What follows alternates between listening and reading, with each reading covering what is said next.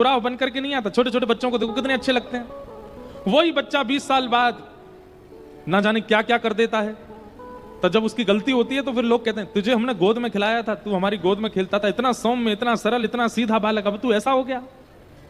और जब कोई श्रेष्ठ बन जाता है तब भी हम यही कहते हैं इसको भी हमने गोद में खिलाया था। कई लोग हमको ही देख के बोलते हैं।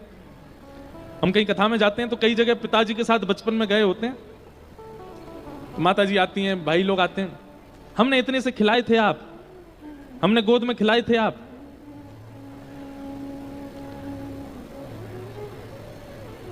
एक बार हम अपने जीवन की दूसरी कथा करने, पहली कथा द्वारिका में हुई, दूसरी कथा हुई हमारी न्यूयॉर्क में, अमेरिका में। तो जैसे ही वहां गए तो एक माता जी मिली एयरपोर्ट पर ही। जैसे ही बाहर आने लगा तो एक टॉफी मुझे दिखाने लगी ऐसे। मैं कहूं जय श्री कृष्णा।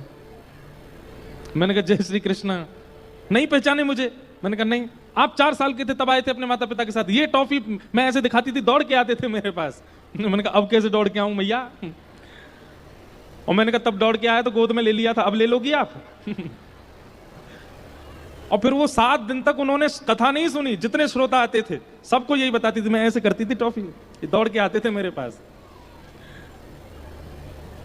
कहने का अभिप्राय क्या है, आपका बाल्यकाल जो होता है ना वो इतना सुंदर होता है, इतना सुधरा हुआ होता है, इतना सौम्य होता है कि बड़े होकर के भले ही आप श्रेष्ठ बनो, भले ही आप पापी बन जाओ, लोग आपके बाल्यकाल को याद करके आपको स्मरण कराते हैं कि आप ऐसे थे बचपन में।